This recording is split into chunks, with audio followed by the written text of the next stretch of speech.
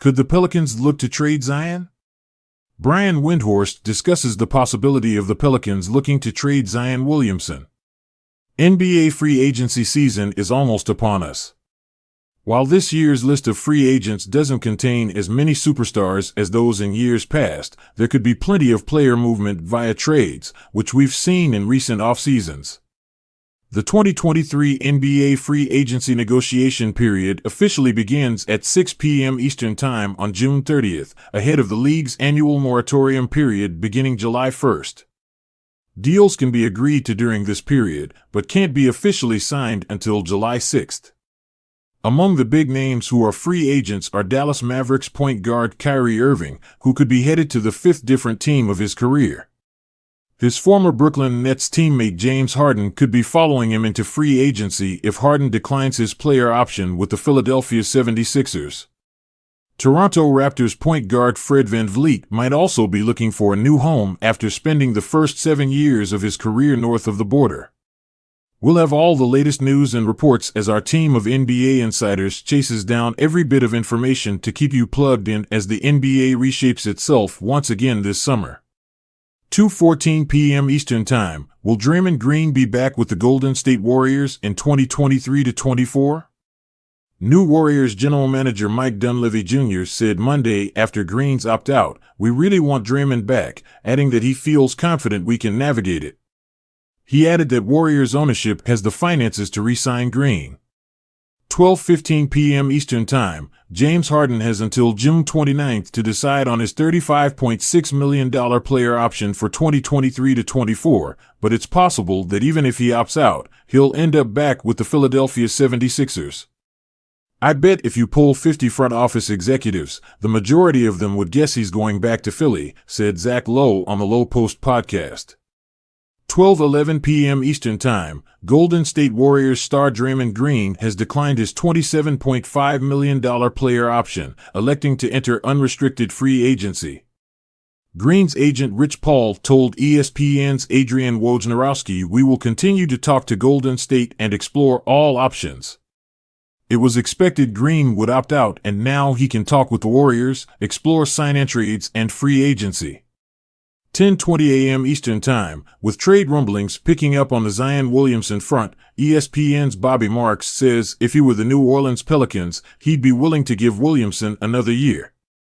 "I'm not ready to walk away from Zion Williamson even if it means the number 2 or 3 pick.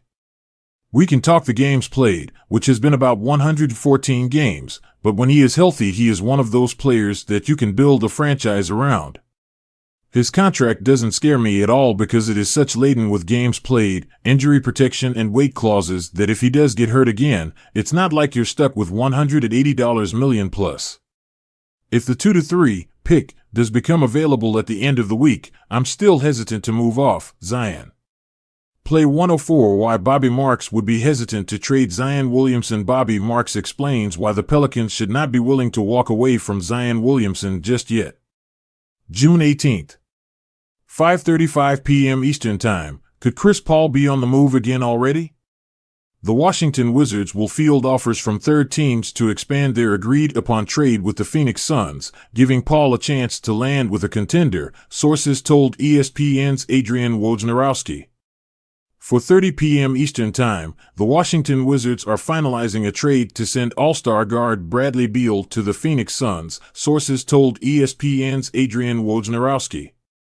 Beal is waiving his no-trade clause to form a new Big Three with Devin Booker and Kevin Durant. The two teams are still working through the final details of the trade, but the Suns are expected to send Chris Paul, Landry Shamet, multiple second-round picks and pick swaps to the Wizards. Windhorst, how Suns built a super team before it's too late. 10:04 a.m. Eastern Time, the Charlotte Hornets are expecting to conduct a second round of workouts and interviews with Alabama's Brandon Miller and G League Ignite's Scoot Henderson on Monday with an audience that will include outgoing owner Michael Jordan, sources told ESPN on Sunday. June 16th. 11:42 a.m. Eastern Time, the Indiana Pacers are looking to trade out of the 7th spot in the NBA draft in exchange for a high-level wing player, according to ESPN's Brian Windhorst. Indiana has been talking to people about the number 7 pick. I've been told they've been trying to get wing players. They've been trying to move out of number 7 to get a high-level wing player. I think they might be able to, if they're motivated enough, Windhorst said on the Hoop Collective podcast. 10:36 a.m. Eastern Time, NBA prospect Chris Murray will not attend the NBA draft at the Barclays Center in Brooklyn, New York on June 23, ESPN's Jonathan Givney tweeted. Murray will watch the draft at home with his family. 8:51 a.m. Eastern Time, the Golden State Warriors named Mike Dunleavy Jr. their new general manager on Friday, ESPN's Adrian Wojnarowski reported. Dunleavy was previously Golden State's vice president of basketball operations.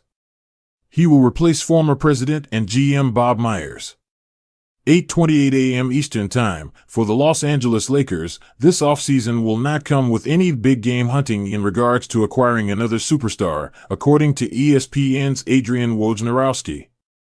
In this league right now, with the new collective bargaining agreement, you can't really pay, have 3 max contracts, 3 superstars, and expect to have any depth on its roster. It's going to look a lot the same, Wojnarowski said on Get Up.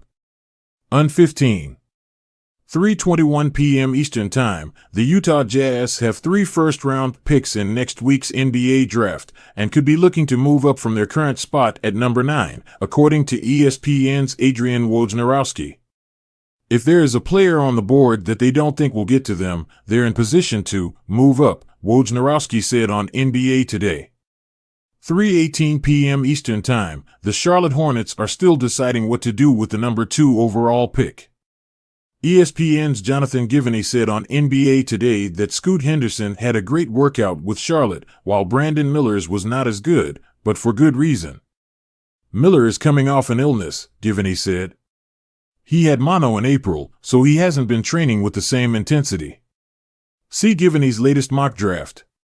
2:53 p.m. Eastern Time, forward Danilo Gallinari has exercised his $6.8 million player option to return to the Boston Celtics for the 2023-2024 season, his agent, Michael Tellum of Excel Sports Management, told ESPN's Adrian Wojnarowski on Thursday. Gallinari tore the ACL in his left knee while playing for his native Italy in a FIBA qualifying game in August. He had signed a 2-year, $13.3 million deal with the Celtics last offseason that included the player option for the second season.